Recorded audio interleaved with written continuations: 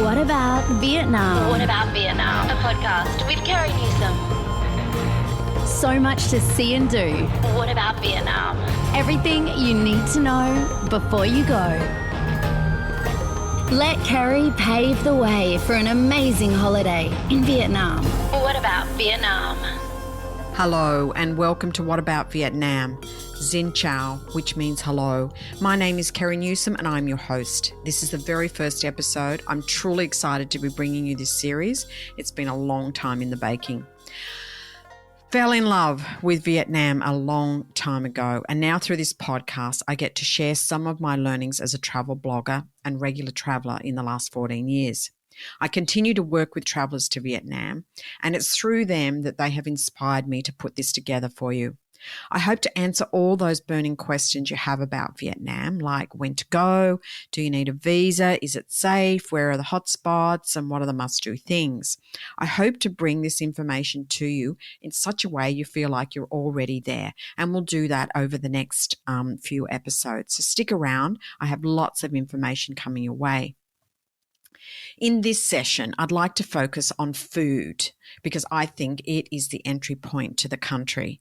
I'd like to talk about experiences and give you some insights into the kind of experiences you can choose and where to find them. So I want you to visit the Vietnam I know and love, and let's get started. Okay, when I think about food and Vietnamese food, I think about fresh seafood, fresh vegetable salads, juices, noodle soups with amazing broths, baguettes that are filled with varieties of pork called Banh Mi, and just aromas that draw you in from the street. But if you were to silo Vietnamese food into one strand of flavours marked as traditional, you would be missing out on the fusion of Asian flavours it now offers. To get the full frontal of the basics at a street level, I really urge my travellers to do a street food tour in one or all of the main cities. And there are various versions of food tours. There's a lovely one in Ho Chi Minh City that comes to mind, where the girls actually pick you up. They're all in their Alzais, and they take you around on these really cool scooters to visit the stalls to try the food. It's a lovely, lovely experience. I've always believed that one way to know a country is to immerse itself in its food. So if your palate and your digestive system allows it, try and be open to exploration. Check out the local markets, and while the smells and views of food vagrantly sitting out on the benches may be overwhelming at first, try and put your, when in Rome, do as the Romans do hat, and try some of the traditional dishes. A little tip here for your tummy. It is going to get hit with some flavours. So I do suggest to my travellers to maybe look at taking a probiotic before leaving, maybe for a few days ahead. I know I do. And it really helps get our tummies used to the different flavours that's going to experience. And definitely do take some anti-diarrhea medication. I hate to bring that up right in this, but I'd be remiss if I didn't do so. I want to cover the 5 main dishes that is, Vietnam renowned for. That would be banh mi. I laugh when I think about banh mi because everybody knows it's my first go-to thing. I love it. The baguettes are absolutely delicious, light and not so full of that thickening bread that we all hate. They're full of, they sometimes put butter or a mayonnaise as the base, and then they'll add a pate, a pork roll, and slices of the pork roll, and then they'll put sometimes the pork meat. You can have them with chicken or you can have them with beef, and then they'll add basil, mint, spring onions, and chili if you like. If you're like me, you're going to have the yes, I'll have it all, thanks, because it's just a bite to behold. Pho, spelt P-H-O, is pretty well known. It is a beautiful broth soup. It's all in the broth. The aniseed flavours, the beautiful mint and basil with a little bit of sugar. It's just so delicious. And of course you can have that in beef, chicken or pork. Bang Zao's a pancake. It's my number 3 go-to. It's a delicious breakfast option. It's usually very crunchy. It's got spring onions. Sometimes they put put prawns in it. You sort of fold it over, and amongst it, you're going to put the mint and the basil and the extra bits of salad into it to add to the flavors. Definitely my go-to for breakfast. Khao lao, familiar to people who visit Hoi An. It is a very flavoursome noodle dish. It's got cute, crunchy little bits of pork on the top. Look, there's lots of stories that it's made from the barley well waters. I don't know how true that is, maybe in the past, but certainly the broth is what makes it. It's a tasty lunch option and very common in Hoi An. Banh cha is a traditional Vietnamese pork dish. It's kind of got pork patties that are kind of squished up, and it also has caramelized pork belly slices. It's served in a broth alongside rice noodles, fresh vegetables and herbs. You're really going to love the noodles in Vietnam. They are so different to the noodles that we know. And if you can, try not to get caught up in all the taunts about eating strange animals, as it is not common practice. And in fact, I have not gone down those streets. I can't even tell you exactly where they cook dog, which does occur in the north, or pigeon, rat or snake. So as I'm not an authority after 14 years of travelling to Vietnam, I'm going to leave it right there. I will tell you that there is definitely a difference in flavours and cooking between the north and the south. Even their spring rolls are different. And distinct to some regions will be dishes like white roast dumplings, famous in Hoi An, as is the khao lao. And as I said, it's a very simple noodle dish, but try to find it in Ho Chi Minh City or Hanoi. You're going to find that very difficult. As a rule of thumb, okay, with very blurred lines, the north does tend to be more meaty. They have a cooler climate that lasts longer. The south and in the centre, you're going to find sweeter and certainly a concentration more on seafood. A word of warning, if you think your kids are starting to get a bit hyper and you don't know why, mind the sugar, as you will find they put sugar in almost everything. I found that out from a cooking class. Even fruit juices, pineapple, watermelon, etc., you can say no to sugar, which I do. Obviously, beach locations like Nha Trang, Da Nang, Hoi An, Halong Bay and the Mekong Delta are rich in seafood, which they regularly sell the day's catch to local restaurants. And they will offer them in kind of these buckets out the front they're buckets. They're displayed in the front of the restaurant. You can then pick what you want, they'll weigh them, and then they will pretty much cook them the way that you want to. It's cheap, it's cheerful, it's delicious, and you can't beat the freshness. And no, I cannot speak about Vietnam without talking about the little red chairs. And the little red chairs are quite famous. You'll see them as standard seating in very local places that are frequented by the locals. They're also part of what I call the pop-up restaurant. You can be walking along a street, maybe in Hoi An, and all of a sudden the chairs come out. People will start grilling tasty sticks of pork or skewered prawns, etc. And simply, very quickly, you can grab a chair, you can grab one of those sticks and sit down and make an afternoon of having some delicious snacks. It's definitely the aromas and the relaxed state of being that draws you in. There's no fuss, no parking to organise, no booking to be made. And yet in the same street that you're going to have the street food, you can walk further down and you'll see lovely restaurants side by side touting their daily specials.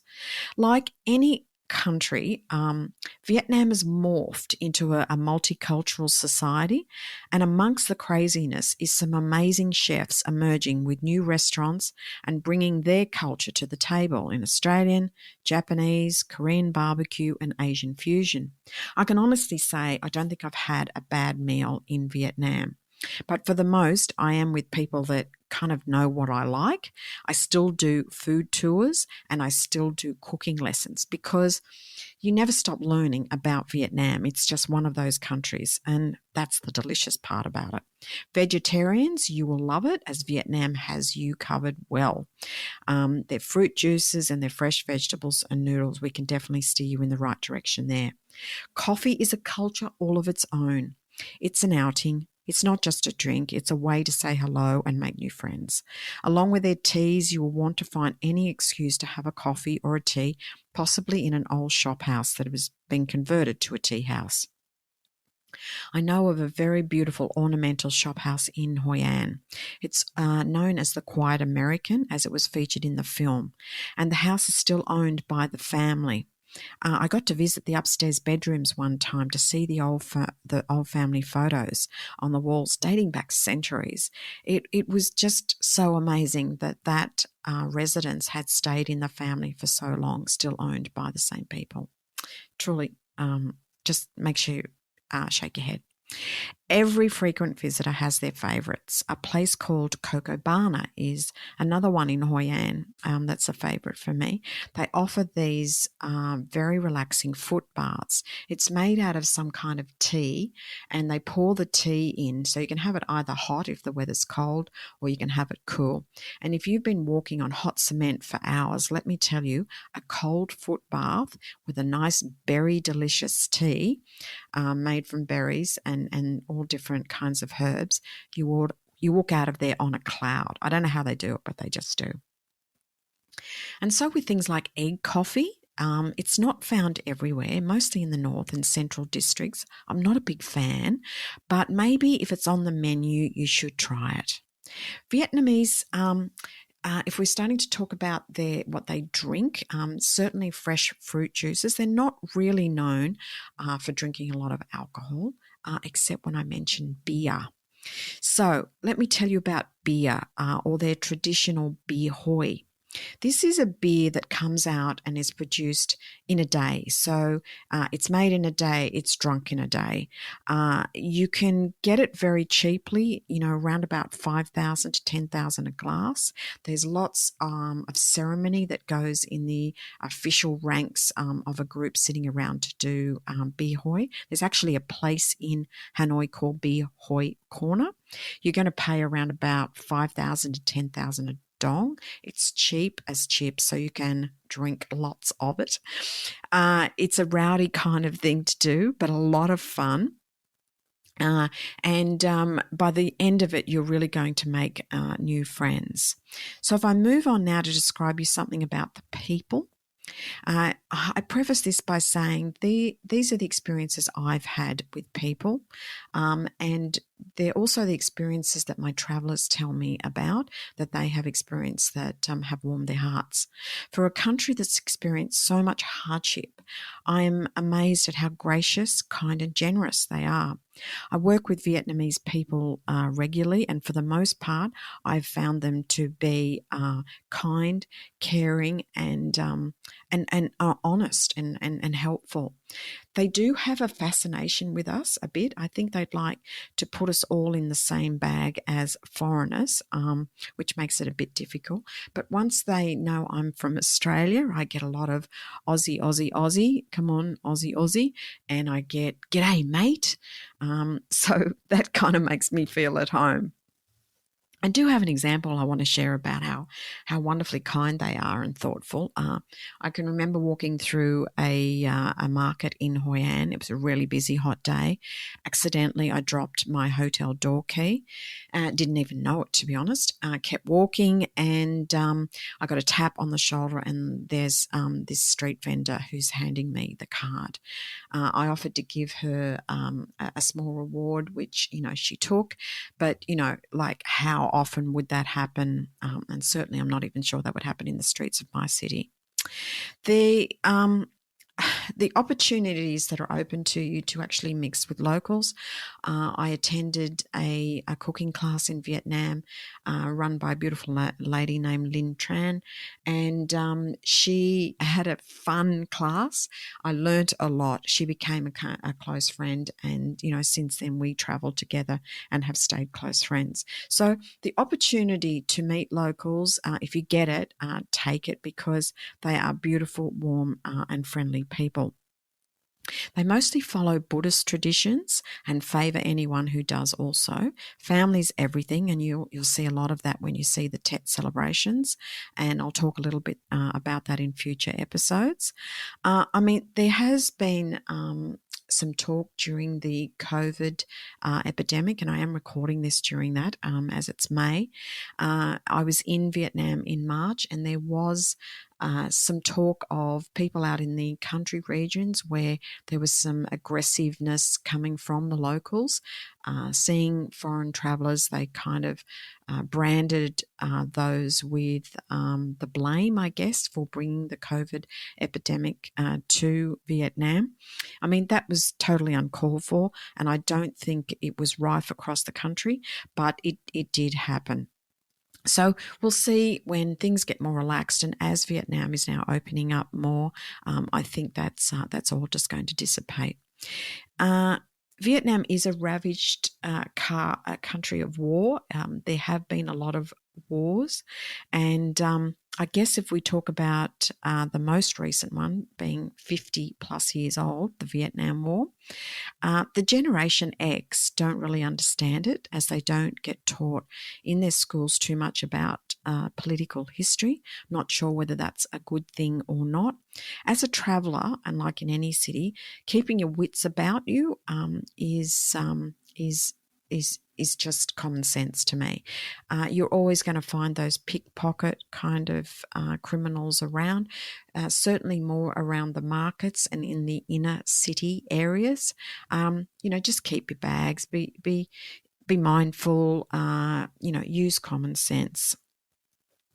I think if you're bringing children and family, the biggest thing that's going to confront you, and we're going to talk about that more in other sessions, is going to be the motorbike traffic and crossing a road, even more so than worrying about your bag getting pinched.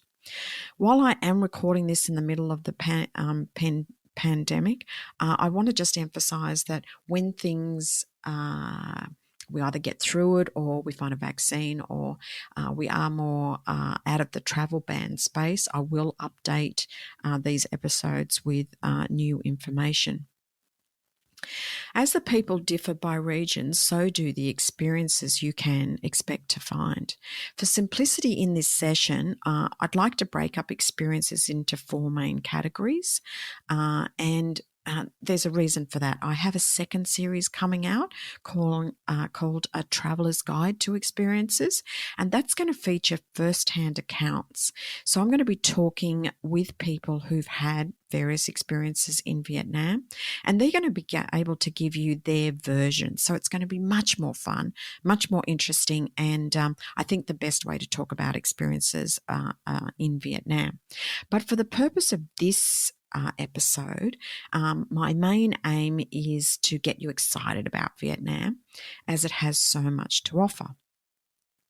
So, where do I start? Okay, let's start with water. Vietnam offers so much on water.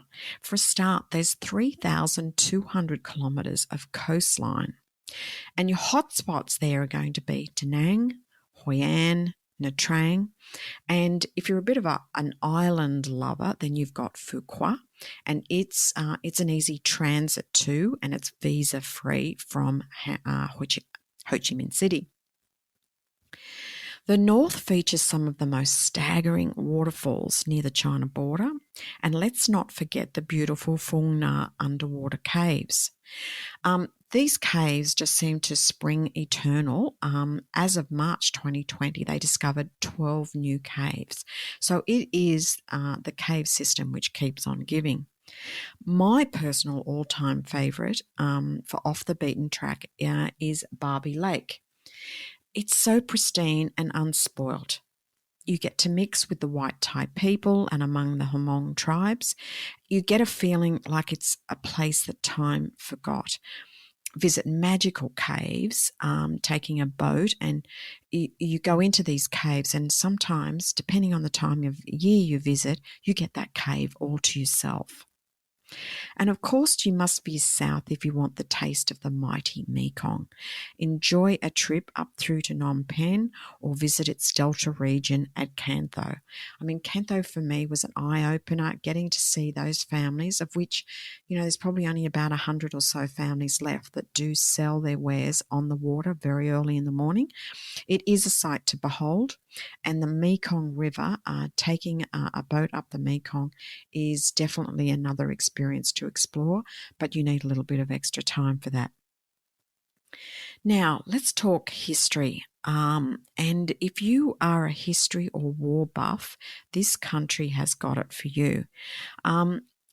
It is a country that has dominations from Chinese, French, Portuguese, Dutch, and Japanese. So everywhere you go, you're going to see those influences. If you start your historical adventure in Hanoi, that will be a really kick-off start. Hanoi is divided into 12 districts. And within Hanoi, you're going to see a great many places to step back in time. I have a favourite, the Women's Museum, which has only really opened in the last few years. I guess what I loved about that was the storytelling about women and how they have supported the country.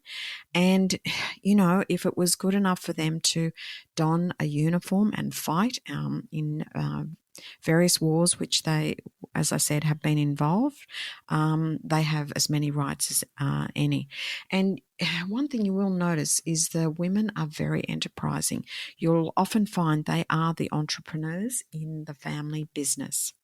Still with a culture mindset, you can travel to Hoi and enjoy a treasure trove of imperial history.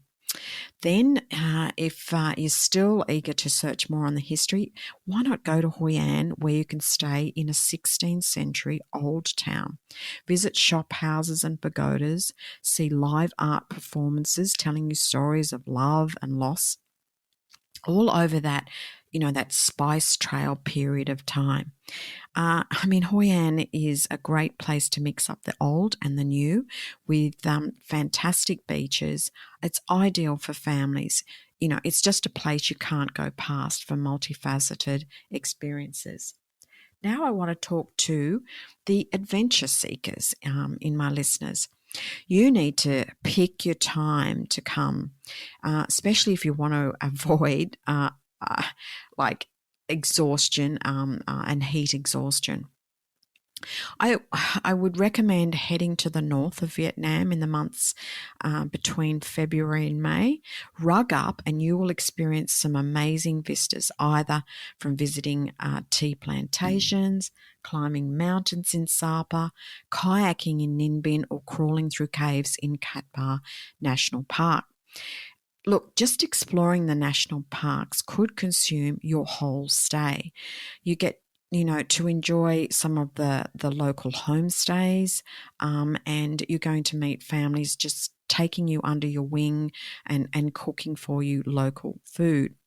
If you'd prefer the on-road experience of maybe a motorbike, then that's definitely an option. I have seen some of those gone south, but if you get the right advice and talk to people to give you that, there's places like you can talk to people like Mark Boyer at the Rusty Compass. I'm hoping to get him on my show in the next series. He can tell you lots of ways to get around Vietnam on a bike that is thrilling, exciting, and offers you fabulous local experiences. And then if you're for leisure, you want to come to Vietnam and just get pampered, you want a relaxing time, you want to enjoy the food, you want to shop, and you really just want to have a very relaxing time. Let's start with the shopping. Designer shopping is now a thing in Vietnam. All you need to know is where to go. Believe it or not, I may be able to give you a steer in that as I'm co-hosting a tour next year, but we'll talk more about that some other time. Hanoi and Ho Chi Minh are the place to go for that joy in shopping. There's some amazing boutiques. There's some amazing designers that are emerging there. It is an exploration. It is worth spending some time. Definitely bring some money. You're going to need it. Eating. Okay, I can't go back on that too much. We have covered that a bit here. I'm always going to get out of the main cities for relaxing food. Da Nang is a new and emerging city. It used to be a city you pretty much use as a port of entry. It's now getting some great restaurants and has some amazing food tours. And I definitely suggest that as a stop. From there, Hoi An is your place for food and a variety of food. Pampering, yes, I did mention Pampering. Pampering is definitely on your ticket. 350,000 dong is going to get you a very nice massage at a spa centre, and with them about every 5 metres in Hoi An in particular, it is a thing to do. Flop and drop in Hoi An. I do talk about stays and length of stays in other episodes. I would recommend Hoi An a stay for about 5 days so that you can really soak up the old town, the beach, the food, and the pampering. But let's not forget the golf. Golf is becoming a really big thing in Vietnam. I brought a group over last year, about 5 people. We travelled mainly in the centre region. We did 5 golf courses. They raved about the courses. They loved the whole experience, just the food, the culture. They just absolutely raved about the courses and couldn't speak highly enough. So Vietnam is really emerging as a golf destination with that mix, even for non-golfers. If you're traveling with your partner and they don't play golf, with so many other things to enjoy in experiences, we can certainly fill their sheet. So I'm wrapping up this episode. Please check with the episode notes for any links mentioned, and feel free to contact me anytime. Happy to answer any questions. I really look forward to the way forward. I'm here to help answer any questions you have about Vietnam and give you all those planning tips in future episodes.